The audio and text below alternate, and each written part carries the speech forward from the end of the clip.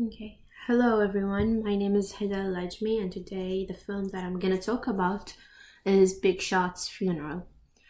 So first of all, what would you do if a friend you just met goes into a coma? What would you do if you had to prepare for him the greatest comedy funeral of all time? These are the questions that the film Big Shot Funeral raises to its audience. Winner of 300 Flowers Award for Best Movie, Best Secondary Actor, and Best Actor. Big Shot Funeral is a clear representative of Chinese comedy cinema, brought to us by expert hands of Feng Xiaogang. Xiaogang, a very famous director in China, celebrates the entrance of Chinese film to Hollywood in a unique satire about death, friendship, and the power of capitalism in contemporary China. The plot is simple yet brilliant. Famous director Don Tyler goes to China to film The Forbidden City. He is preparing a movie about the last emperor. Unfortunately, he just cannot continue to film. He is accompanied by Lucy, the interpreter, and Gio, a Chinese cameraman who has got almost no luck in life. After deciding that he can film no more, Tyler asks Gio to organize him a comedy funeral. Soon after, he goes into a coma, and thus his new friend Gio goes on a quest to grant him his last wish. However, it is impossible to feel the tragedy that is apparently forming.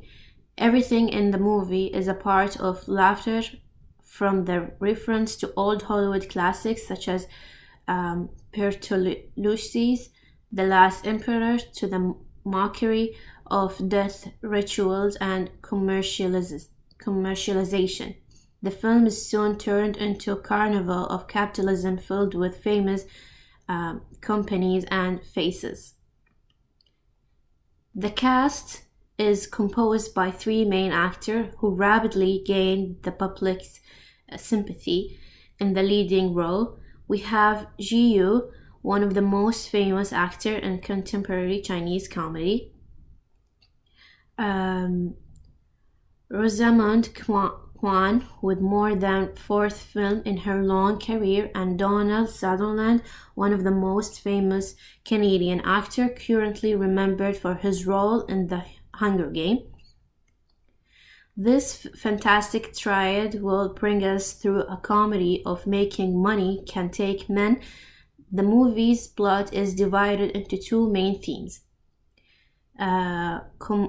Commercializations of grief and the current approach of China to Hollywood's environment.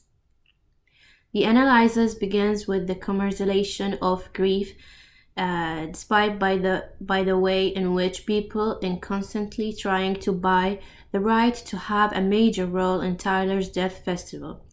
Everyone wants to be part of it. Everyone wants to advertise their products. Even Tyler himself understands this logic, so he asks his friend to not waste the time with sorrow, turn his death into a spectacle.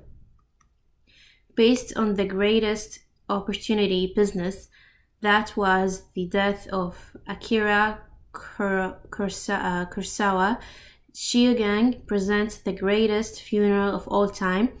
With frivolity, Xiaogang introduces us to China's modernization, or rather China's entrance to a globalized world. The fact that such traditional features such as Chinese funeral is turned into a carnival of delight is quite a way to tell us that in a world like ours, anything holds an economic value, anything can be bought. In this globalization, another aspect grows into the screen. West huge movie industry, which comes into the screen right from the beginning with the scene that Tyler is trying to film in the Forbidden City. The criticism is clear, not only in Shiogang expressing how the Western directors are obsessed with the presenting a side of folkloric, orientalized China, but he also takes the time to show that the presence of foreign actor, in this case the Sutherland, can bring a lot of light to Chinese films. This is not an uncommon feature. Clearly, the presentation of China through foreign eyes has been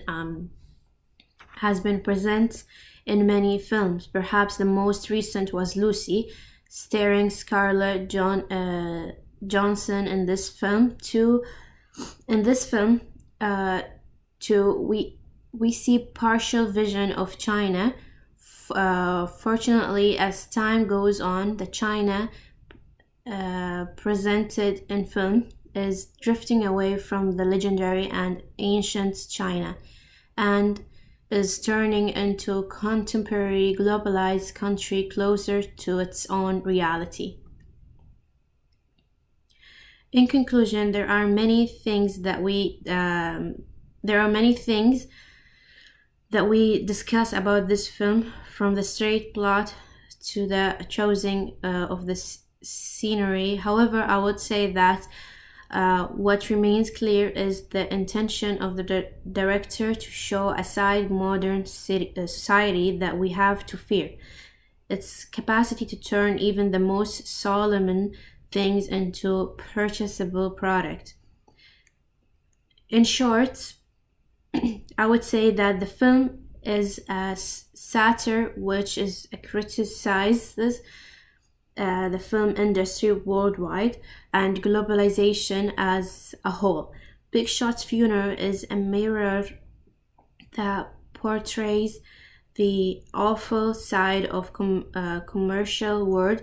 However, thanks to the well-made comedy in this film, the result is pure spectacle. Thank you for your listening.